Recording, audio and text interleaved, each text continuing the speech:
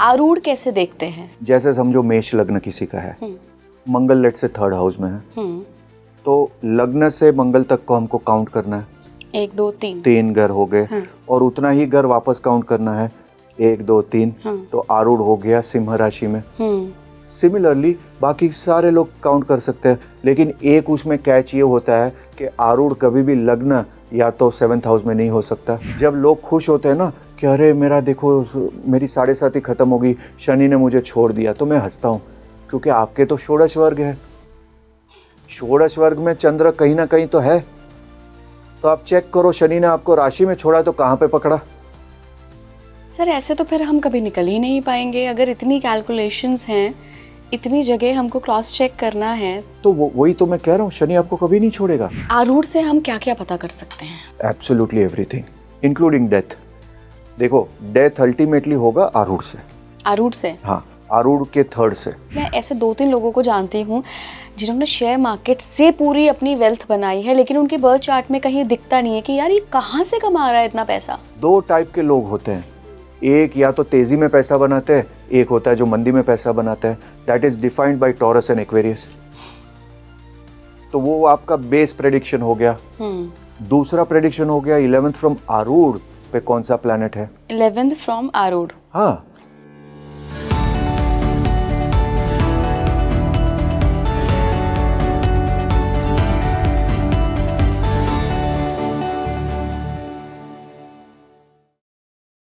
नमस्कार भारत, आप देख रहे हैं स्पीकिंग ट्री। मैं हूं आपके साथ इला गोस्वामी। आज एक नए विषय पर हम चर्चा लेकर आए हैं जिसका नाम है आरूढ़। साथ ही हमने आत्मकारक प्लैनेट पे भी बात की है। आरूढ़ लग्न क्या होता है, कैसे इससे हम अपनी लाइफ की बहुत सारी चीज़ें प्रिडिक्ट कर देते हैं। लग्न D9 D10 बाकी चार्ट से कैसे अलग होता है, क्या बताता है ये हमारे बारे में। साथ ही आरूढ़ निकालते कैसे हैं, हमने इस पर बात की है। हमने आत्मकारक ग्रह पर भी बात करी है। जो भी आपकी कुंडली में हाईएस्ट डिग्री प्लैनेट है वो आपका आत्मकारक ग्रह है। वो क्या बताता है, पास्ट लाइफ से आप कौन सा लेसन सीखने आए हैं, हर प्लैनेट के बारे में आज हमने बात की है। मेरे साथ जो मेहमान जुड़ रहे हैं वो पहली बार आज स्पीकिंग ट्री पर शामिल हुए हैं। उन्होंने अपने बहुत सारे ज्ञान में से कुछ ज्ञान हमारे साथ शेयर किया है। उनके बारे में थोड़ा सा आपको बताती हूँ, मैं उनका परिचय करवाती हूँ। सोमनाथ में उनका जन्म हुआ है और जगन्नाथपुरी से उनकी ज्योतिष विद्या का सफ़र शुरू हुआ है, वहाँ से दीक्षित हैं वो। तो विष्णु और शिव महादेव दोनों का हाथ है, दोनों के कृपा है उनके पास। जी हाँ, मैं बात कर रही हूँ रेनाउंड वैदिक एस्ट्रोलॉजर कार्तिक गौर सर की। सर बहुत बहुत स्वागत है आपका स्पीकिंग ट्री पर। Thank you so much. नमः शिवाय। ओम नमः शिवाय। हर हर महादेव। हर हर महादेव। सर आज हम उस विषय पे बात करना चाहेंगे, जैसा मैंने अपने दर्शकों को भी बताया कि आज हम आरूढ़ लग्न पे बात करना चाहेंगे। मेरे लिए भी एक नई टीचिंग होगी, एक नई लर्निंग होगी ये, क्योंकि जनरली जब भी हम कुंडली की बात करते हैं हम अपना बर्थ चार्ट देख लेते हैं। आजकल ज़्यादा से ज़्यादा हम नवांश देख लेते हैं, पर आरूढ़ लग्न नहीं देखते। तो क्या आरूढ़ लग्न उतना ज़रूरी नहीं है देखना, या फिर ये बहुत ज़रूरी है, इसके बिना तो कैलकुलेशन ही नहीं हो सकती? एक्चुअली स्पीकिंग आरूढ़ लग्न इज, या कि जिसको कह सकते हैं सबसे ज़्यादा इम्पोर्टेंट है, क्योंकि आरूढ़ लग्न जो है वो संसार के लिए इज एवरीथिंग। एक सिंपल चीज़ में अगर हम बताएं तो it is like the cover of the book. और आज के टाइम में लोग कहते हैं कि कई बार वो बुक इंटरेस्टिंग हो ना हो, पर कवर इंटरेस्टिंग होना चाहिए। जैसे आपकी लैंग्वेज में अगर कहें तो थंबनेल बहुत बढ़िया होना चाहिए। राइट? तो आरूढ़ जो है वो इंसान का थंबनेल है। अच्छा, कई बार लोग मुझे ये भी कहते हैं कि भाई आरूढ़ जो होते हैं इज एब्सोल्युटली फेक, क्योंकि जो रियल चीज़ है वो तो लग्न है। बिल्कुल, to a large extent that is correct also, वो ठीक भी है। पर आरूढ़ वो चीज़ है जो आपको कंप्लीट करनी है और जो आपने प्रॉमिस किया है कि वो कार्य आप कंप्लीट करोगे। तो मतलब मोटा मोटा समझूं मैं कि मेरी आत्मा जब इस शरीर में प्रवेश करने वाली थी तो जो भी जितने वो अपने जन्मों के कर्म लेकर आई है उनसे उसने एक खाका तैयार किया कि मुझे इस लाइफ में क्या करना है, ये आरूढ़ बताता है। हाँ, इन अ वे आप एचआर की लैंग्वेज में समझो तो that is your JD, job description. तो आरूढ़ से पता चलता है कि भैया व्हाट इज इट जो आपको अचीव करना है बिफोर फाइनली आपका अंतिम यात्रा होगा। जैसे हम सिंपल लैंग्वेज में हम देखें प्रभु श्री राम का कुंडली, जी। क्योंकि मैंने जो ज्योतिष सीखा है वो 2 हॉरोस्कोप से सीखा है, प्रभु श्री राम और ठाकुर जी। हाँ, प्रभु श्री राम का आरूढ़ 10th हाउस में है, मैं ज्यादा टेक्निकल करना नहीं चाहता हूँ। कर्क लग्न है, गुरु और चंद्र लग्न में है, ये तो सबको पता है। मंगल 7वें में है। हाँ, तो आरूढ़ 10th हाउस में चला जाता है जहाँ पे सूर्य उच्च का है। हाँ, तो आरूढ़ 10th हाउस, 10th हाउस क्या होता है? हाउस ऑफ वर्क, कार्य क्षेत्र। हाँ, कार्य क्षेत्र। तो 10th ऑफ आरूढ़ जब 10th हाउस में होता है, एक तो सिंपल लॉजिक ये है, आरूढ़ जहां होता है उस घर का भोग आपको भोगना पड़ता है। और shall we say what is your claim to fame. तो आरूढ़ जब 10th हाउस में होता है तो आपका नाम अपनी ही वजह से होता है। आपको अपना नाम अपने कार्य से या अपने काम से बनाना पड़ता है। तो प्रभु श्री राम भले ही महाराजा दशरथ के पुत्र है, पर नाम तो प्रभु श्री राम का है। उनको लोग क्यों जानते हैं कि भाई उन्होंने रावण का वध किया। तो टेक्निकली स्पीकिंग उनका जो, अगर प्रभु श्री राम का इमेज अगर हम आज के टाइम में बोले कहाँ से बना, तो it is all about that कांड वेयर जब उनकी पत्नी को हरण करते हैं और he brings it back and he fights the war. तो वॉर का कॉन्सेप्ट कहाँ से आएगा? मेष में उनका आरूढ़ है, मंगल उनका मालिक है, and he will have to fight a deadly war. क्यों? क्योंकि वो मंगल केंद्र में है, लेकिन मंगल मरण कारक में है। तो he will be in a helpless situation और मंगल उनको हेल्प करेगा। मंगल इस हनुमान जी। हाँ, पर आरूढ़ पे कोई है प्लैनेट? आरूढ़ पे बिल्कुल प्लैनेट है, उच्च का सूर्य। तो उच्च का सूर्य वो होता है, जब भी एक एग्जॉल्टेड प्लैनेट होता है या उच्च का प्लैनेट होता है, वो आपको बोलता है कि देखो आपका आरूढ़ बनेगा तभी जब आपका एथिक्स हाई होगा। नीच का होता है तो आरूढ़ तभी होगा जब आपका एथिक्स लो होगा। तो इन्हें वे आज की लैंग्वेज में कह सकते हैं, वो दीवार पिक्चर का अमिताभ बच्चन हो सकता है या शशि कपूर हो सकता है। एक पैसे के लिए कुछ भी करेगा, एक बोलेगा नहीं मेरे पास माँ है। तो उच्च का ग्रह होता है तो टू दैट एक्सटेंट आपका थोड़ा डिसएडवांटेज भी होता है, क्योंकि आप कोई भी काम नहीं कर सकते हो। पर एडवांटेज ये होता है कि नेट आप जब जाओगे तो कर्म आपके अच्छे होंगे।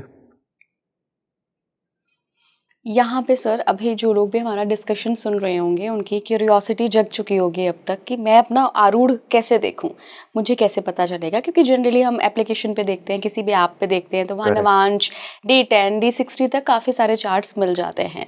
आरूढ़ कैसे देखते हैं? आरूढ़ का एक सिंपल कॉन्सेप्ट होता है जिसको हम ज्योतिष में बहुत भाव कहते हैं, राइट। जैसे समझो मेष लग्न किसी का है, मंगल लेट से 3rd हाउस में है, तो लग्न से मंगल तक को हमको काउंट करना है।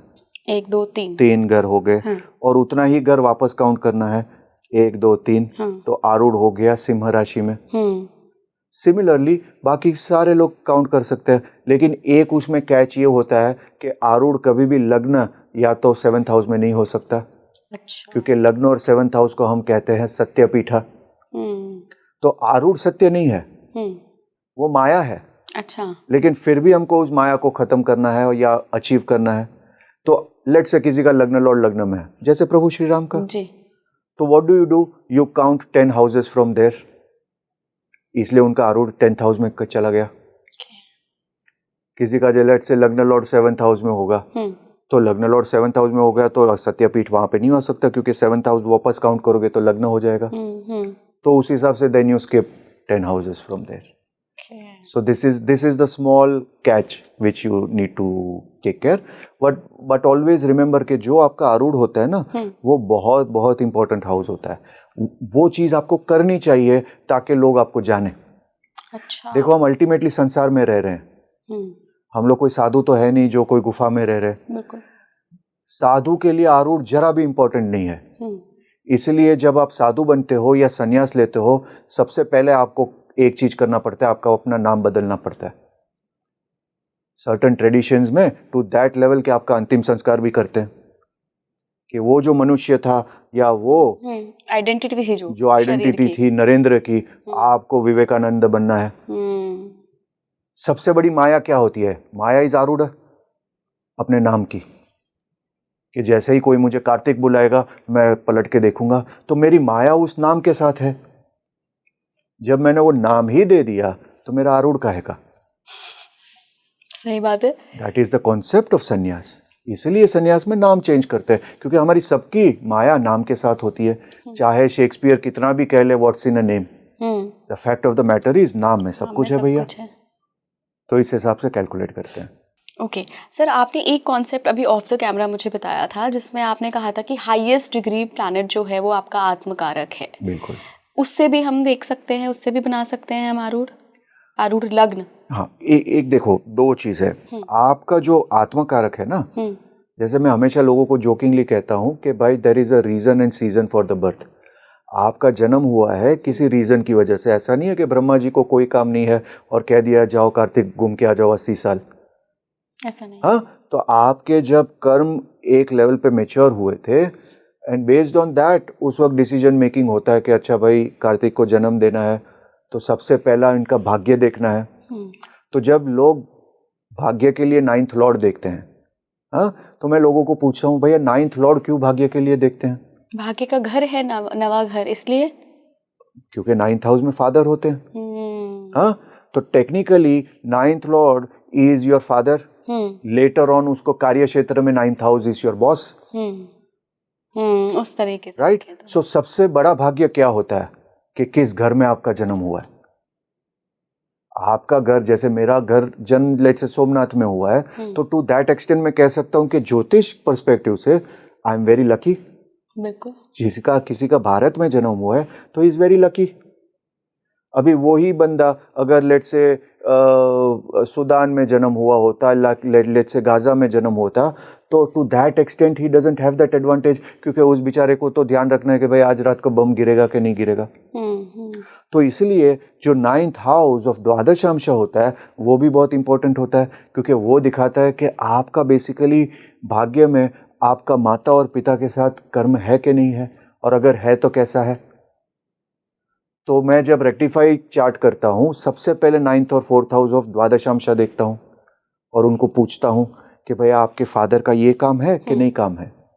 वो बोलते हैं नहीं जी वो तो गवर्नमेंट सर्वेंट थे। तो भैया ये तो फिर सूर्य 7th हाउस में नहीं होना चाहिए, 6th हाउस में होना चाहिए। क्यों? क्योंकि 10th from the 9th house is the 6th house. तो वो बताएगा कि आपके फादर का प्रोफेशन क्या है, वो आपकी कुंडली से जाना जा सकता है और उस बेसिस पे रेक्टिफिकेशन कर सकते हैं। जैसे चंद्र अगर 4th हाउस ऑफ द्वादशांश होगा तो your mother will be a fantastic cook. But sir यहाँ पे एक ये नहीं आ जाएगा कि अगर हम 3 भाई बहन हैं या 4 भाई बहन हैं तो सबके थोड़े ना 9th हाउस से वो 6th हाउस में होगा। सो कई बार that is what I am saying, आपका द्वादशांश बताएगा आपका रिलेशनशिप पेरेंट्स के साथ कैसा है। वो पर्टिकुलर आपके बारे में। हाँ, जैसे 3 भाई बहन होंगे, एक बोलेगा यार मेरी मदर गजब का खाना बनाती है, दूसरी बोलेगी यार प्लीज यार मैं नहीं खा सकता हूँ मेरी मम्मी का हाथ का। तो उसका द्वादशांश इज लिटिल डिफरेंट। वो परसीव नहीं करती है कि उनकी माता अच्छा खाना बनाती है। उसके कुंडली में लेट्स से 4th हाउस में मंगल होगा तो उसको लगेगा कि नहीं यार मेरी मदर तो मेरे लिए बहुत स्ट्रिक्ट है, क्योंकि हर रिलेशनशिप विथ हर mother is based on that Mangal. उसको लगता है यार मेरी मदर मेरी बहन के लिए बहुत ही अच्छी थी, लेकिन मुझे हमेशा डिसिप्लिन करती थी। मुझे कभी बोलती थी 8 बजे के बाद घर मत जाना, लेकिन मेरी बहन तो हमेशा 10 बजे आती थी। You understand? सो एवरी ग्रह, इसलिए मैं हमेशा बोलता हूं कि भाई what I do is not astrology, I do ज्योतिष। और ज्योतिष में बहुत क्लियर है कि भाई इवन विद इन ट्विंस आपकी डेस्टिनी बहुत अलग होती है। एक गोरा होता है, एक काला होता है, एक मिलियनर बनता है, एक के पास पैसा नहीं होता है, एक रोल्स रॉयस चला रहा है, एक के पास बेचारे के पास मारुति के पैसे नहीं है। तो वो एक ही माता पिता के यहाँ पे जन्मे है, एक ही हॉस्पिटल में जन्मे है, मे बी वो अम्बिलिकल कॉर्ड थोड़े लेट टाइम हुआ है, उसमें उनका षष्टियांश चेंज हो गया या कई बार द्वादशांश चेंज हो गया। राशि चार्ट सेम लगता है। तो राशि चार्ट क्या है? राशि चार्ट कहते हैं कि इज योर एक्सटर्नल वर्ल्ड। लोग आपको किस हिसाब से देखते हैं या what is the perception about you in the world. तो लोगों को सेम चीज लगेगी कि अरे यार इनके माता पिता कितना अच्छा करते, अरे इनके पास बहुत पैसा है, लेकिन the divisional charts is your internal life. आप उस चीज से खुश हो के नहीं हो, तो your experiences with that same world और सेम माता पिता या same siblings can be completely different. इसलिए मैं हमेशा कहता हूं कि भाई ज्योतिष में राशि का फ्रैंकली स्पीकिंग बहुत कम यूज़ है। मैं तो कभी भी 7.5 राशि से देखता नहीं हूँ। मैं तो ऐसे ही हंसता रहता हूँ जब ज्योतिषी लोग भी कहते हैं इसका 7.5 चल रहा है, इसका ढैया चल रहा है, मैं हंसता हूँ। फिर 7.5 आप किससे देखते हैं? नवांश से, नवांश से। क्योंकि नवांश आपका भाग्य है। टेक्निकली स्पीकिंग देखो, सिंपल एग्जांपल मेरा देता हूँ। मेरा जब 7.5 लग्न में था, मुझे फ्रैक्चर हो गया। हाँ, फ्रैक्चर हुआ, लेकिन मुझे क्या कुछ फर्क पड़ा? ज़्यादा फर्क नहीं पड़ा, क्योंकि हाँ मैं फ्रैक्चर में था, लेकिन मेरा एडवांटेज ये हो गया कि उस वक्त फुटबॉल का वर्ल्ड कप चल रहा था, तो मैं अपनी कंसल्टेशन करता था, फुटबॉल देखता था। मुझे तो बहुत फ्रैंकली स्पीकिंग मज़ा आया। ना ही मेरे पैसे कम हुए, ऊपर से मेरे को फुटबॉल वर्ल्ड कप था। मेरा फर्क कब पड़ा? जब नवांश में 7.5 हुई, उस वक्त मेरी मदर की डेथ हुई। ओह, आई एम सो सॉरी। तो वो impacted me at an emotional level, क्योंकि उसने मेरा कुछ ऐसा छीना जिसके मेरा इमोशनल कनेक्ट था। आप समझ रहे हो? तो फ्रैक्चर और माता जाने में क्या फर्क है? जमीन आसमान का फर्क है। आसमान का फर्क है। तो जब लोग खुश होते हैं ना कि अरे मेरा देखो मेरी 7.5 खत्म हो गई, शनि ने मुझे छोड़ दिया, तो मैं हंसता हूं, क्योंकि आपके तो षोडश वर्ग है। षोडश वर्ग में चंद्र कहीं ना कहीं तो है। तो आप चेक करो, शनि ने आपको राशि में छोड़ा तो कहां पे पकड़ा? सर ऐसे तो फिर हम कभी निकल ही नहीं पाएंगे। अगर इतनी कैलकुलेशंस हैं, इतनी जगह हमको क्रॉस चेक करना है, तो वही तो मैं कह रहा हूँ, शनि आपको कभी नहीं छोड़ेगा। We are techniques. What is Shani? Shani is the one who is actually teaching you dharma. बिल्कुल। हाँ, हमारा प्रॉब्लम शनि से ये है कि वो ले दे के मानता नहीं है। हाँ, रास्ते में हम लोग रूल तोड़ते हैं तो हवलदार जी को पकड़ते हैं, अरे ले लो 100 रुपया, 500 ले लो, मैंने सिग्नल तोड़ा है लेकिन मुझे जाने दो। हमको शनि नहीं पसंद है, क्योंकि ही वी कांट करप्ट हिम। वो प्योरली बेस्ड ऑन अपनी एक्सेल शीट जाता है कि भैया ये गलत किया तूने, भैया राजा विक्रमादित्य को नहीं छोड़ेगा तो हमको क्या छोड़ेगा? राइट? सो वो हमारा प्रॉब्लम है। But the fact of the matter is people who are going by the rules, उनके लिए वो बेस्ट है। बैक टू आरूढ़ आते हैं सर। हाँ, आरूढ़ से हम क्या क्या पता कर सकते हैं? Absolutely everything, including death. देखो, डेथ अल्टीमेटली होगा आरूढ़ से। आरूढ़ से? हाँ, आरूढ़ के थर्ड से। थर्ड फ्रॉम आरूढ़ लग्न बताएगा आपका डेथ कैसे होगा। जैसे अगर आप सिंपल प्रमोद महाजन का केस ले लो, आरूढ़ से थर्ड में उनका मंगल है। तो मंगल किसका कारक है? भाई का, सिबलिंग्स। हाँ, तो technically he was shot by his brother. आरूढ़ से थर्ड में चंद्र होता है, तो then person is extremely sensitive. They can die because of mental problems, they can sometimes die because of.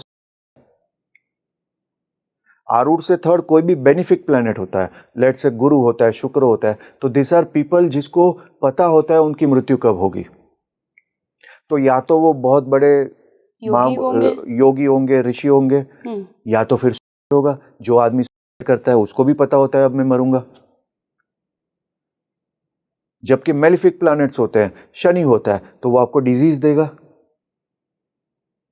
Rahu होगा तो किस राशि में है उस हिसाब से आपका पॉलिटिकल मर्डर होता है, you can be shot by a gunman. तो आरूढ़ से technically speaking you can define your whole life. देखिए, यहाँ पे आप सभी के लिए एक डिस्क्लेमर है। हम सिर्फ ज्योतिष विद्या में क्या क्या चीज़ें हैं, क्या क्या हम एक्सप्लोर कर सकते हैं उसके बारे में बात कर रहे हैं, और हम बहुत मोटा मोटा बात कर रहे हैं। बहुत सारे और भी कॉम्बिनेशन है। ऐसे आप अपनी कुंडली में आरूढ़ बना के और फिर थर्ड हाउस देखकर, प्लैनेट देख के कोई भी प्रेडिक्शन मत करिएगा। ये बहुत बड़ा डिस्क्लेमर मैं देना चाहती हूँ आप सभी को। करेक्ट। जैसे एक सिंपल एग्जांपल देखता हूँ, जहां भी आरूढ़ होता है ना, उसका जो 12वां घर होता है, वो इंसान आपकी राइज देखने के लिए जीवित नहीं रहता। समझे? जैसे समझो किसी का आरूढ़ 5th हाउस में, जो एग्जांपल हमने मेष लग्न का लिया था, वो आरूढ़ 5th हाउस में चला गया, तो उससे 12वां घर कौन सा होता है? 4th house. 4th house. तो your mother won't be alive to see your rise. तो उसका रिवर्स प्रेडिक्शन क्या कर सकते हैं कि जब मदर नहीं रहेगी, यार ये गजब का प्रगति करेगा। Oh yes. हाँ, एक बहुत बड़े पॉलिटिशियन थे, उनका आरूढ़ 10th हाउस में था, तो ऑब्वियसली आप उनको ओपनली नहीं कह सकते। लेकिन जब उनके फादर का डेथ हुआ, क्यों? क्योंकि 12th from the 10th house is 9th house of father. तो जिस दिन उनका फादर का राइज हुआ, मैंने उनको बोला अब जाके तू लोकसभा लड़, तेरे को कोई हरा नहीं सकता। उसके पहले वो लोकसभा लड़े थे, हारे थे, क्योंकि उनके फादर जीवित थे। क्या हम फाइनेंशियल वेल्थ देख सकते हैं? बिल्कुल बिल्कुल, इट इज सीन फ्रॉम, जैसे मैंने थर्ड फ्रॉम आरूढ़ बोला, 11th from arudha lagna are your sources of income, 12th from arudha is your expenditure. Okay. तो कई बार क्या होता है, लोग देखते हैं 11th फ्रॉम आरूढ़ लग्न कहाँ से इनकम होगी। मैं कई बार जब बड़े बड़े लोगों से मिलता हूँ ना, मैं 12th हाउस देखता हूँ। अच्छा। क्योंकि अगर आप बड़े बड़े खर्चे करते हो तो यार आप होंगे भैया मुकेश अंबानी। क्योंकि नॉर्मल इंसान कहाँ प्राइवेट जेट चला सकता है, नॉर्मल इंसान की कहाँ प्राइवेट यॉट होती है। उसके लिए तो आपको मुकेश अंबानी या गौतम सिंघानिया बनना पड़ेगा। सो 11th फॉर नॉर्मल पीपल, आपको देखना है 11th फ्रॉम आरूढ़ लग्न, वो आपको बताएगा आपका इनकम कहाँ से आएगा। कई बार gemstones related to that planet can be very good. अच्छा। हाँ, वो आपका लक एनहांस करते हैं। ओके। 12th फ्रॉम आरूढ़ लग्न बताते हैं कि आपका एक्सपेंडिचर कहाँ होगा। तो कई बार ध्यान रखना पड़ता है, let's say Shani 12th from arudha लग्न होता है तो आपको ध्यान रखना पड़ता है कि भाई आप ज़्यादा अल्कोहल ना पियो, because Shani is alcohol. Don't get into gambling, don't get into too much speculation. आजकल लोग जो बेटिंग करते हैं, आप ध्यान रखो।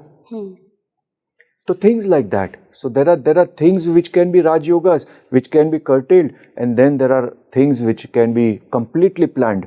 तो मैं हमेशा, लोग मुझे कई बार पूछते हैं कार्तिक जी ज्योतिष का एक्चुअल यूज क्या होता है। तो मैं कहता हूँ स्ट्रेटेजिक प्लानिंग। हाँ, कोई चीज आप डे टू डे के हिसाब से तो प्लान नहीं कर सकते, unless and until you yourself are a ज्योतिषी। पर आप स्ट्रेटेजिक प्लानिंग कर सकते हो कि यार इस साल में मेरा तिथि प्रवेश इस हिसाब से हुआ है, तो अरे यार मेरे को ध्यान रखना चाहिए। या तो इस टाइम पे मेरा चंद्र लग्न पे है, तो यार this is the time when I can be very famous. तो यार मेरे उस दोस्त को फोन करता हूँ जो उस ऑर्गेनाइजेशन में है, तो वो जो 2 बार आपको ना बोल चुका है सडनली बोलेगा हाँ यार एक्चुअली हमको ये एक पॉडकास्ट करना है, तू आ जा। तो जो आपको 2 बार रिजेक्ट कर चुका है क्योंकि अभी आपका तिथि प्रवेश में चंद्र लग्न में है, it is giving you fame. So that's why I always say it is all about timing. आपका टाइमिंग ठीक है तो सब कुछ ठीक है, आपका एवरेज प्रोडक्ट भी चल जाएगा। लेकिन आपका टाइमिंग ठीक नहीं है तो आपका उस वक्त आपकी भले रोल्स रॉयस टाइप का प्रोडक्ट हो, वो आपका नहीं बिकेगा।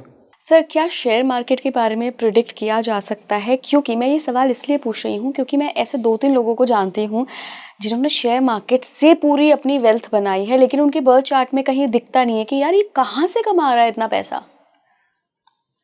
एक्चुअली स्पीकिंग पता किया जा सकता है, provided you know jyotish at the level at which we have learned. देखो मेरा एडवांटेज ये है कि मैं एक परंपरा से सीखा हुआ हूँ। तो मैं हमेशा लोग मुझे कई बार पूछते हैं Kartik ji you know how do you identify a good astrologer. तो मैं हमेशा उनको बोलता हूँ कि उनसे आप उनके गुरु के बारे में पूछो, उनको पूछो कि आपने कहाँ सीखा है। अगर उनके पास वो जवाब है तो फिर then he has burn the midnight oil, क्योंकि मैं हमेशा कहता हूँ नो नॉलेज विदाउट कॉलेज। पर अगर वो कहते हैं कि नहीं यार मैं तो आँख बंद करता हूँ, मुझे सरस्वती आती है या मुझे हनुमान जी आते हैं, ऐसी सब बात करते, तो आप समझ जाओ कि यार मतलब ज़्यादा बात करके फ़ायदा नहीं है। अच्छा, महर्षि जैमिनी ने इसको बहुत ही डिफाइन किया हुआ है। There are 2 strategies in the share market, जिसको हम बुल एंड बेयर कहते हैं। The bull strategy is seen from Taurus, इसलिए टॉरस इज एसोसिएटेड, वृषभ राशि is associated with the bull. Aquarius is associated with the bear. तो 2 type के लोग होते हैं, एक या तो तेजी में पैसा बनाते हैं, एक होता है जो मंदी में पैसा बनाता है। That is defined by taurus and Aquarius. तो वो आपका बेस प्रेडिक्शन हो गया। दूसरा प्रेडिक्शन हो गया 11th फ्रॉम आरूढ़ पे कौन सा प्लैनेट है। 11th फ्रॉम आरूढ़, हाँ ओके। तो 11th फ्रॉम आरूढ़ पे लेट से किसी का मर्क्यूरी है। हाँ, तो मर्क्यूरी किस चीज को रूल करता है? It rules banking sector, it rules financial institutions. So in that case you should be buying more shares related to those things. Okay. देखो कई बार काफ़ी लोग होते हैं ना, कार्तिक जी यार मेरा इस बैंकिंग सेक्टर्स में लेता हूँ तो अच्छा चलता है, लेकिन यार मैंने आईटी का ले लिया तो मेरा कबाड़ा मैंने बहुत लॉस खाया। So maybe he has Mercury over there but he does not have Ketu. तो उस हिसाब से स्ट्रेटेजिक प्लानिंग होती है। एक जो राज ज्योतिष का लेवल होता है ना, वो वहाँ पे होता है। सो मैं जब रिटेनर क्लाइंट्स होते हैं मेरे, उस लेवल पे हम लोग प्लानिंग करते हैं। टू दैट लेवल के कंपनी का लोगो किस कलर का होना चाहिए, कंपनी का कैरेक्टरिस्टिक्स क्या होना चाहिए। कई बार जैसे आपने स्पीकिंग ट्री में ट्री रखा है, ग्रीन कलर का लोगो है, किसी का रेड कलर का हो सकता है, किसी का येलो कलर का हो सकता है। All this are defined by jyotish. अभी कई बार लोग पूछेंगे, अरे यार कार्तिक जी, लेकिन यार ये पहले कहाँ होता था यार ये लोगो वोगो। तो मैं कहता था नहीं होता था, बिल्कुल होता था। हर राज्य का एक मुद्रा होता था। हाँ, वो मुद्रा एक स्पेसिफिक चिन्ह होता था। हर राजा का एक स्पेशल अंगूठी होता था जो अपने गुप्तचर को देता था, which used to be a confirmation कि हाँ भैया ये जो तुमसे बात कर रहे हो वो सच में राजा का रिप्रेजेंटेटिव है। गुप्तचर जाता था एक मैसेज लेके जहाँ पे सील लगी हुई होती थी, तो पता चलता था कि हाँ ये इसी राजा का है। राजा जिस सीट पे बैठता था उसमें डिफरेंट जेमस्टोन्स यूज होता था। छत्रपति शिवाजी रूबी यूज करते थे, जबकि जो मुगल एम्पायर होता था वो एमरल्ड्स यूज करते थे। क्वीन एलिजाबेथ डायमंड यूज करती थी। वो क्यों होता था? क्योंकि उनके राज ज्योतिषी बताते थे कि भाई certain based on certain horoscope this gemstones are good for you. तो वो उस लेवल का ज्योतिष। अनफॉर्चुनेटली क्या हुआ कि हम जब इंडिया सेकुलर बनने लगा तो ये गुरुकुल सिस्टम हमारा डिप्लीट हो गया।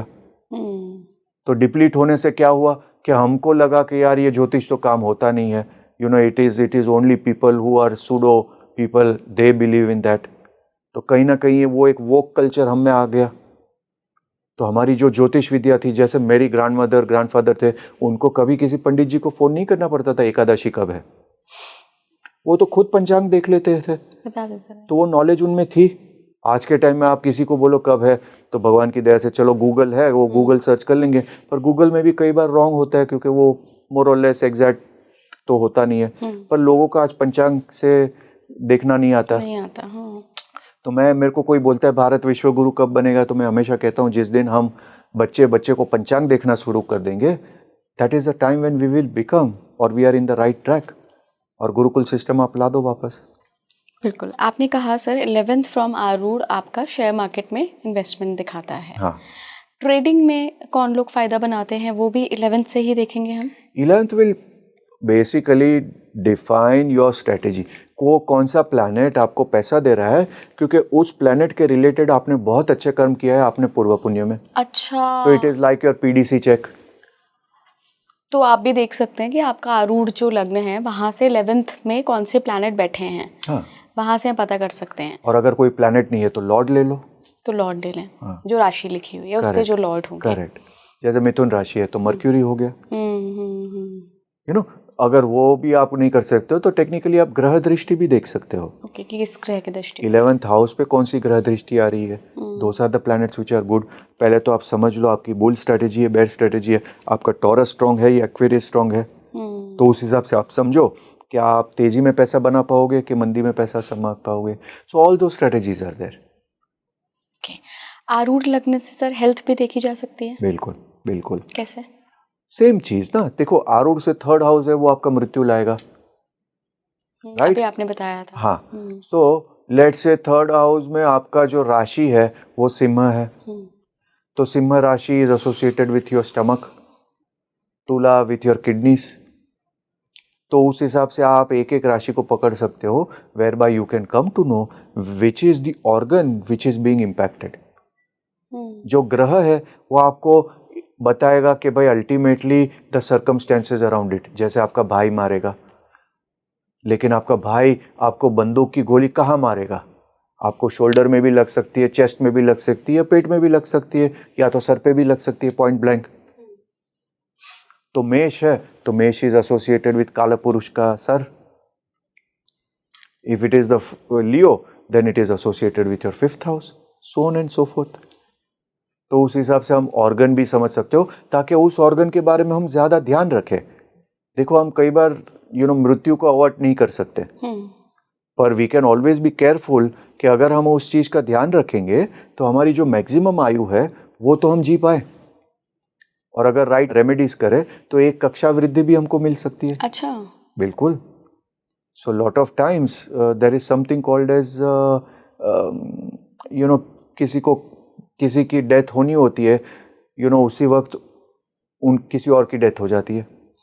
हाँ, जैसे डॉक्टर ने बोल दिया कि यार ये बच्चे बच नहीं सकता, उसी वक्त उनके ग्रैंडफादर की भी डेथ होगी और सडनली वो बच्चा ठीक हो गया एंड ही इज ओके। ये कैसे होता है सर? वो जब सर्टेन कॉम्बिनेशंस होते हैं, जब आत्मकारक थर्ड हाउस में आता है तो उसको विपरीत आयुष्य योग बोलते हैं। तो आपका आयु लेट से 32 साल का हो गया, बाय ऑल कैलकुलेशन 32 साल का ही है, तो 32वें साल में 30 साल की उम्र में आपका हेल्थ डाउन होना जाता है और एग्जैक्टली आपका बर्थडे के आजू बाजू किसी और की मृत्यु हो जाती है आपके फैमिली में। विपरीत आयुष्य योग है। विपरीत आयुष्य योग होता है। तो इन अ वे वो उन्होंने आपको डोनेशन कर दिया, इट इज लाइक अकाउंट से ट्रांसफर कर दिया आपको QR कोड से। So those are all combination. Olden days में ऐसा होता था, जब राजा के बेटे की आयु कम होती थी तो rishis used to do that. Many times the rishis have given their own आयु। You can do that for various concerns. Sir, शुरुआत में आपने बताया था कि आरूढ़ से हम ये पता कर सकते हैं कि मैं इस जीवन में क्यों आया हूँ। आत्मकारक से। आत्मकारक से पता कर सकते हैं। उसके बारे में थोड़ी सी बात करते हैं। हम एक एक करके हर ग्रह लेते हैं। सबसे पहले तो आत्मकारक कैसे निकालते हैं, क्योंकि आम व्यक्ति अगर अपना देखना चाहे तो वो कैसे देखे? तो आत्मकारक वो प्लैनेट है जो हाईएस्ट इन द डिग्री होता है जन्म कुंडली में। जन्म कुंडली में। और हमेशा देखो, एक चीज है उसमें 8 प्लैनेट्स ही आ सकते, केतु नहीं आ सकता, क्योंकि केतु मोक्ष कारक है। हाँ, वो आत्मकारक कैसे? मोक्ष कारक अगर आपका आत्मकारक है तो आपका जन्म कैसे हुआ? बिल्कुल। तो Ketu is out of that scheme. ठीक है, राइट। सो लेट से सूर्य आत्मकारक होता है। हाँ, सूर्य लेट से आपका हाईएस्ट इन द डिग्री होता है। तो बेसिकली आपका जन्म हुआ है अहंकार की वजह से, because Surya is the king. एक राजा का प्रॉब्लम क्या होता है? वो किसी की सुनता नहीं है, या तो उसको लगता है कि भैया मैं तो राजा हूं। तो व्हेन सूर्य इज द आत्मकारक, आपका जन्म हुआ है सूर्य की वजह से, और आपका एक प्रॉमिस है इन अ वे कि भैया मैंने गए जन्म में बहुत अहंकार किया है, I am going to ensure I am going to keep my feet on the ground. तो सूर्य आत्मकारक होता है तो आपका वो प्रॉमिस होता है कि भाई आप अहंकारी नहीं बनोगे और आप सबको साथ में रखोगे। लेकिन प्रॉब्लम सूर्य आत्मकारक का ये होता है, they are all very lonely people. वो लोनली क्यों होते हैं? क्योंकि राजा फ्रैंकली स्पीकिंग लोनली होता है। राजा कभी किसी पे भरोसा नहीं कर सकता है। तो जब आत्मकारक सूर्य होता है तो this are all people who can be high achievers, but at the same time they have to ensure कि वो सबको अपना अपना फ्लॉक टुगेदर रखे। जैसे JRD अपने रतन टाटा ने एक बोला था कि alone I can walk faster, together I can walk longer. That is a classical case for what सूर्य आत्मकारक शुड डू। कि हाँ भाई, मेरे साथ कोई चल रहा है, वो थोड़ा धीरे चल रहा है तो मैं थोड़ा धीरे चलूंगा, लेकिन हम साथ में बात करते करते शायद लंबा सफर तय कर पाए। तो वो जब सूर्य आत्मकारक में वो एक आ जाता है thought, that means he is completing the karmas और the bad karmas of his past life. Give up on your अहंकार। हाँ, मंगल आत्मकारक होता है तो क्या होता है? मंगल गुस्से की वजह से उनका जन्म हुआ है। तो देयर चैलेंज इज कि भाई I am going to give up my anger, I am not going to feel frustrated in small things, I am going to give up violence. तो मंगल का वो एक चीज होता है कि भाई देखो, 28 साल तक आपको मंगल तो बहुत आपको चेकमेट करेगा, क्योंकि मंगल का एक नेचुरल एज होता है 28 साल का। हाँ, जिसको हम नैसर्गिक दशा कहते हैं। तो जनरली स्पीकिंग मंगल आत्मकारक का first 28 years of his life are very tough, क्योंकि वो समझ ही नहीं पाता है कि क्या प्रॉब्लम है उसकी लाइफ में। और जनरली स्पीकिंग 28 के बाद उसको कोई अच्छा ज्योतिषी मिलेगा जो उसको बोलेगा, यार this is your problem, that you are suppose to be a frustrated person, क्योंकि आप समझ नहीं पाओगे कि यार मैं इतनी मेहनत करता हूं, यार उसको कैसे रिजल्ट मिलता है, और वो गुस्से में रहता है हमेशा। तो द डे ही अंडरस्टैंड्स कि यार I am not going to give गुस्सा, I am not going to do all those things, क्योंकि गए जन्म में मैंने बहुत किया है, और इस जन्म में भी अगर वो मैं करूंगा तो it is going to be a repeat telecast. मैं जोकिंगली कहता हूँ it is going to be season Netflix season 2, season 3, season 4, which means rebirth after rebirth after rebirth. हाँ, ब्रह्मा की HR टीम, आपका एग्जिट इंटरव्यू भी होगा, वो कहेंगी यार मुझे तो प्रॉमिस किया था, देखो ये क्या लेके आया है। हाँ, in spite of promising you are again underperformed. From 0 to 10 I can not even give you 5 और तुम बोल रहे हो इंक्रीमेंट चाहिए, कैसे चलेगा? So that way we have to understand Mercury is your student. So when Mercury is Atmakaraka, we have to understand that listen, you don't have to be childish. Mercury is also speech. तो जब Mercury आत्मकारक होता है तो discussions can become argument, argument can become fight very soon. तो थोड़ी गंभीरता की जरूरत है, हाँ, विवेक की जरूरत। हाँ, और उनको पता नहीं चलता, हाँ कार्तिक जी आप ठीक बोल रहे हो यार, मेरा झगड़ा बहुत होता है और 10 मिनट के बाद मुझे पता नहीं होता है किस बात पे झगड़ा हुआ, लेकिन अननेसेसरली वो एस्केलेशन हो जाता है. Sometimes in emails I right things which later on I feel very bad about. Mercury is also communication. So these are the people वो जिनका चैट में झगड़ा हो जाता है, वो 15 मिनट के बाद उनको लगता है अरे यार ये मैंने क्या बोल दिया, लेकिन तीर ऑलरेडी कमान से निकल गया. तो मर्क्यूरी जब आत्मकारक होता है तो कहते हैं कि भाई get into meditation. Always have the policy कि भाई जब मैं गुस्से में होता हूँ, when I want to speak I am going to take at least 1 hour. मौन व्रत is best for them. Because एक चाइल्ड का क्या होता है, उसको बोलना आता है तो वो क्या करेगा, मामा पापा या बोलता ही रहेगा. उसको पता ही नहीं है भैया चुप हो जा भाई, you are irritating everybody else. So when mercury is आत्मकारका, he has to have that understanding कि भाई बोलना जरूरी नहीं है, समटाइम्स साइलेंस स्पीक्स वॉल्यूम. बिल्कुल. जुपिटर जब आत्मकारक होता है तो क्या होता है, उसका प्रॉब्लम इज द अहंकार is huge because he is Guru. Guru को लगता है कोई मुझे क्या सिखाएगा, तो उनके लिए मैं जोकिंगली कहता हूं कि दे शुड डू अ मंत्र एंड द मंत्र is that the only thing I know is I don't know anything. हाँ, जब वो विवेक उनमें आ जाता है कि हाँ मुझे थोड़ा बहुत आता है, लेकिन वी आर ऑल स्टूडेंट्स. वो जो गुरु का चश्मा है वो जब निकालते हैं, जैसे काफ़ी लोग मुझे कहते हैं कार्तिक जी आपने तो सब सीख लिया है. मैं कहता हूँ नहीं भैया, मुझे कुछ नहीं आता है, I am still a student. मेरे गुरुदेव ने मुझे बहुत बढ़िया चीज़ बोली थी. जब मैंने उनको बोला था, पूछा था कि गुरुदेव ज्योतिष सीखने में कितना टाइम लगता है, और गुरुदेव ने हंसते हुए मुझे कहा था Kartik knowledge is an ocean, start swimming. तो ये तो अनंत यात्रा है, यहाँ पे हम सब स्टूडेंट हैं. कोई थोड़ा आगे है, कोई थोड़ा पीछे है, लेकिन सबका ज्ञान और ज्योतिष फील्ड इतनी बड़ी है कि कोई नहीं कह सकता कि मुझे सब आता है. आज मुझे कोई पूछेगा, कोई हाथ दिखा देगा, बोलेगा कार्तिक जी मेरा पामिस्ट्री कर दो, तो मैं कहता हूँ नहीं मुझे नहीं पता. कार्तिक जी मेरा टैरो कार्ड आप देख लो, मैं कहता हूँ नहीं आई am not a tarot specialist. तो वो अहंकार मेरे में नहीं है जहाँ पे मैं बोलूँगा मुझे सब आता है. कई बार ये कहना बहुत इंपॉर्टेंट है कि यार this is not my domain, I don't know. वो जब विवेक आ जाता है तो कहते हैं कि जुपिटर आत्मकारक has learned his lessons, he has become humble. वरना वो जुपिटर आत्मकारक है, वो कह नहीं सकता कि मुझे नहीं पता. वो कहता है ना, एक तो बेवकूफ ऊपर से कॉन्फिडेंट. तो वो जुपिटर का प्रॉब्लम होता है, और वो कॉन्फिडेंस में वो गिरता है. कई बार वो ब्लडी नोज मिलता है, तब जाके वो समझता है, तब जाके वो किसी को गुरु बनाता है, वरना उसको लगता है वही गुरु है. तो what is the remedy for Guru आत्मकारका? Have a Diksha Guru. Okay. Get a मंत्र दीक्षा. किसी को अपना गुरु मानो, ताकि आपका अहंकार कम हो कि मुझे सब पता है. राइट? शुक्र आत्मकारक का क्या प्रॉब्लम है? He is born because of excessive relationship. तो इस जन्म में they have to manage that Shukra in their life.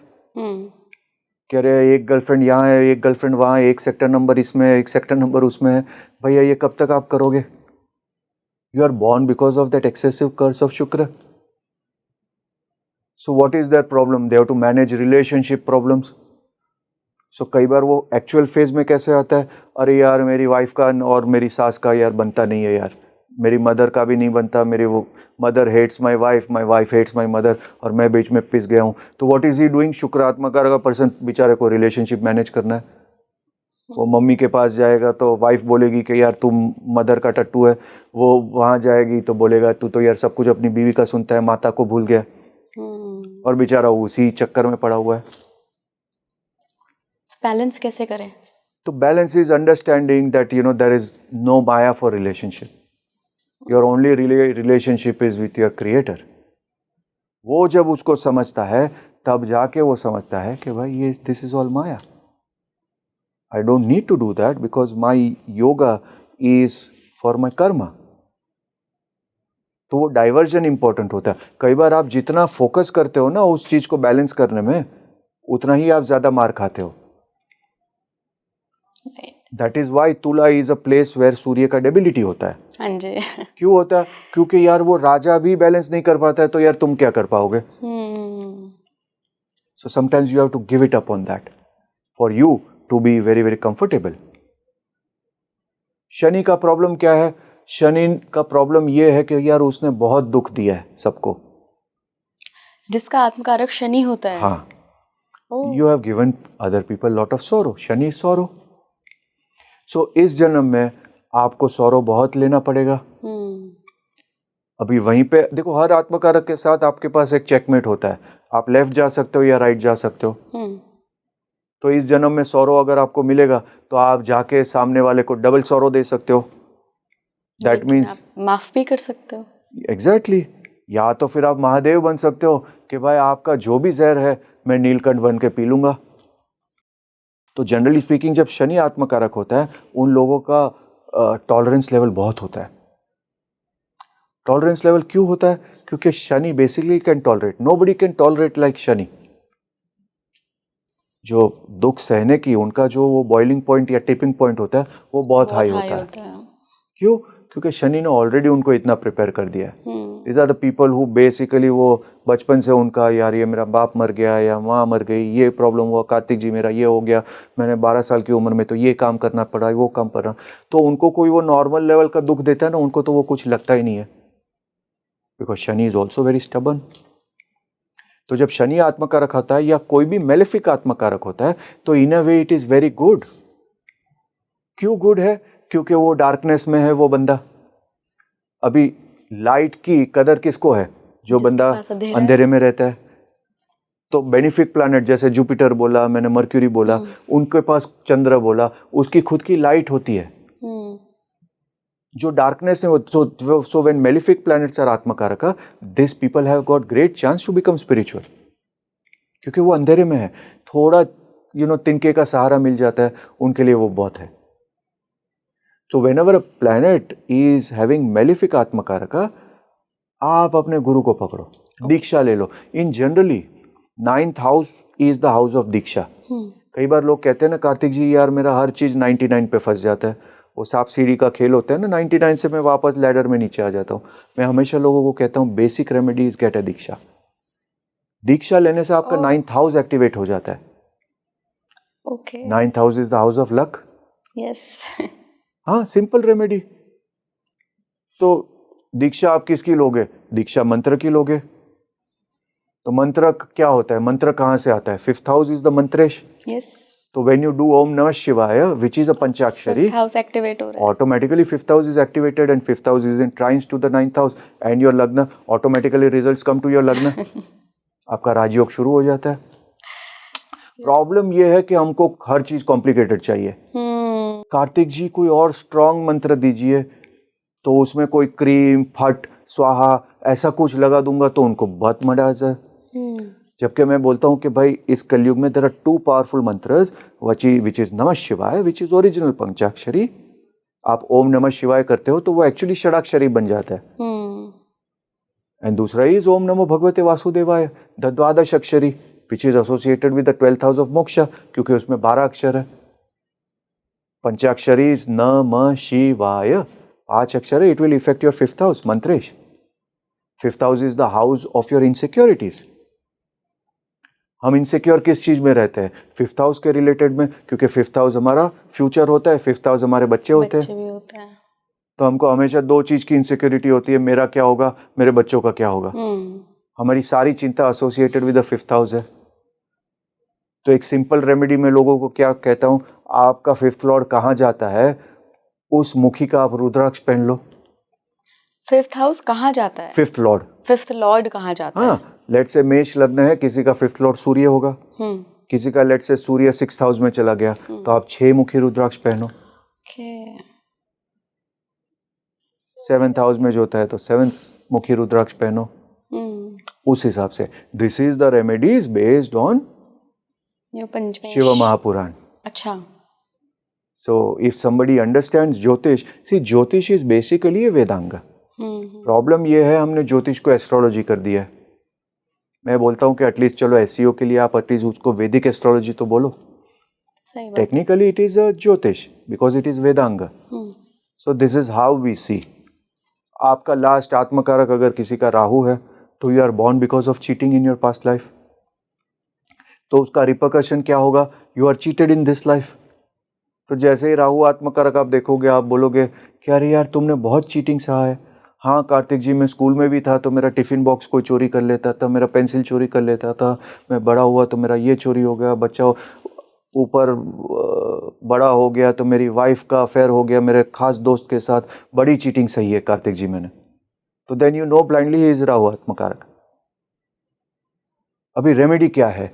Remedy ये है कि भैया समझ लो आपने कुछ वो चीज़ की हुई है, यू हैव बैकस्टेप पीपल, तो you have to have that class कि भाई कोई आपको चीट करेगा लेकिन आप किसी को चीट नहीं करोगे। You have to increase your kundalini to that level कि आप वो बिट्रियल सह पाओ।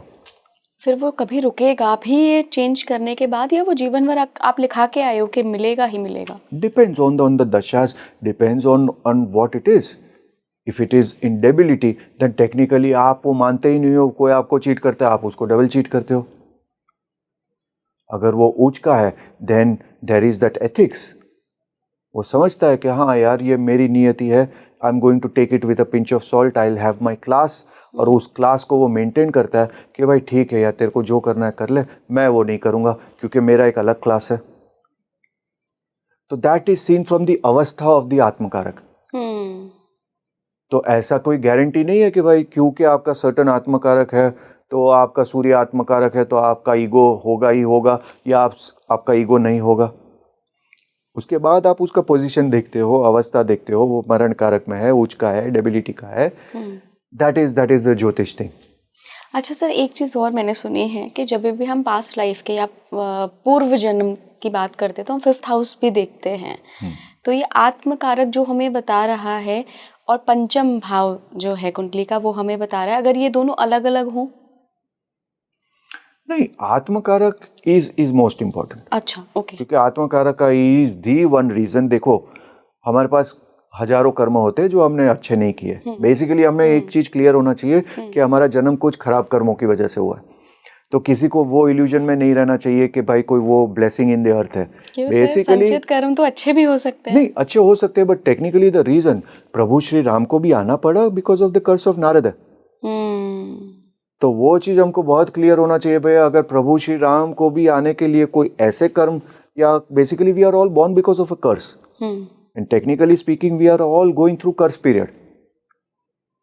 वो हमको ये समझे कि क्योंकि मैं BMW X सीरीज चला रहा हूँ या 7 सीरीज चला रहा हूँ मेरा राजयोग चल रहा है। फ्रैंकली स्पीकिंग आप कुबेर के पाश में है, तो हम कुबेर के स्लेव बन के हम उसको राजयोग समझ रहे। Whereas Rajyoga as per Swami Vivekananda is the ability to do when you want to do and what you want to do. हमको अगर कल छुट्टी लाके अगर मेडिटेशन करना है पहाड़ों में, हम जा सकते हैं? नहीं यार, मेरा तो कल ऑफिस पहुंचना है, अरे यार मेरा ये हो गया, मेरी नौकरी चली गई तो मेरा परसों EMI है। हम तो 500 चीज में उसी चक्कर में पड़े हुए हैं। तो हम किसके चक्कर में पड़े हुए हैं? कुबेर के। और हम कुबेर की पूजा करते हैं दिवाली में। और फिर सर एस्ट्रोलॉजर इसका लॉजिक ये देते हैं तुम छुट्टी लेके क्यों घूमने जाओगे, तुम्हारा धर्म क्षेत्र, तुम्हारा कार्य क्षेत्र जो है उसके साथ जजमेंट करो, नहीं तो शनि तुम्हें दंड देंगे। नहीं, तो उसका लॉजिक वो भी है। आपका जन्म अगर टेक्निकली स्पीकिंग और स्पिरिचुअल सेंस में हुआ तो आपका जन्म हुआ है क्योंकि आपका मोक्ष होना है। तो your only objective should be going towards moksha.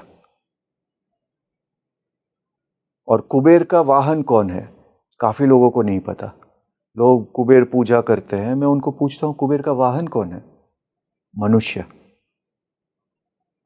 Kuber मनुष्य पे बैठता है। तो टेक्निकली स्पीकिंग कुबेर हमारे पास एक कैरेट रखता है कि यार ये कहाँ तुम यार ये 2 बेडरूम के घर में रह रहे हो, यार कम से कम 3 बेडरूम होना चाहिए।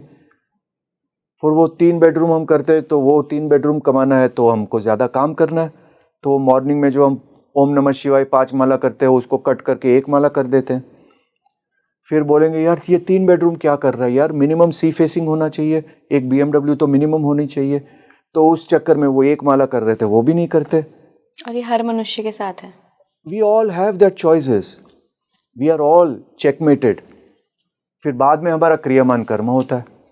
Based on kriyaman karma we are going to decide. जैसे अर्जुन को डिसाइड करना पड़ा, श्री कृष्ण ने बोला कि भैया तुमको ये लड़ना है या तुमको घर जाके सो जाना है, that is purely your kriyaman karma. I am not going to guide you in everywhere. तुमको लगता है सामने तुम्हारे गुरुदेव है, you know everybody is there, तुम्हारे भाई है और तुमको नहीं लड़ना, ना लड़ो। लेकिन उसी युद्ध को तुमको धर्म युद्ध देखना है तो तुम बिल्कुल अपना गांडीव उतारोगे। तो we are all in that stage कि सर्टन कर्मस के बेसिस पे हमारा एक चेस बोर्ड तैयार होता है, जहाँ पे समटाइम्स हम सारे चेकमेटेड होते हैं। अरे यार ये मेरा धर्म संकट है, अभी क्या करूँ मैं, कि मैं एक बैड रिलेशनशिप में हूँ, मैं इस रिलेशनशिप में रहूँ ये सोच के कि ये मेरा पुराने जन्म का फल है, या तो फिर मैं ये सोचूं कि यार इसमें निकल जाना अच्छा है, क्योंकि अगर मैं इस रिलेशनशिप में रहूँगा तो और कर्म खराब करूँगा। Great sir. तो आज हमने 2 अहम बातों पे बात की है। एक तो हम आरूढ़ को समझा है हमने, कैसे वो हमारी लाइफ में क्या क्या चीज़ें बताता है, फाइनेंशियल स्टेटस आप कैसे देख सकते हैं, कहाँ इन्वेस्ट करना है वो भी देख सकते हैं। साथ ही हमने बात करी आत्मकारक ग्रह पर भी। बहुत अच्छा लगा सर, काफ़ी सारी नई चीज़ें जानने को मिली। बहुत बहुत धन्यवाद सर जुड़ने के लिए। नमः शिवाय। आपका आत्मकारक प्लैनेट कौन सा है, वो आपको क्या कहना चाहता है, इस बारे में ज़रूर सोचिएगा, मुझे कमेंट बॉक्स में भी बताइएगा। साथ ही जैसा सर ने कहा कि आपके हाथ में ही कर्म है, क्रियामान कर्म आपके हाथ में ही, चॉइस क्या लेते हैं आप, दाएं जाते हैं बाएं जाते हैं, ये आपके हाथ में है। डेस्टिनी भले ही कुछ भी हो, लेकिन आप अपने कर्म कैसे करते हैं उसके हिसाब से चीज़ें बदल भी सकती हैं। जुड़े रहिए स्पीकिंग ट्री के साथ। नमस्कार।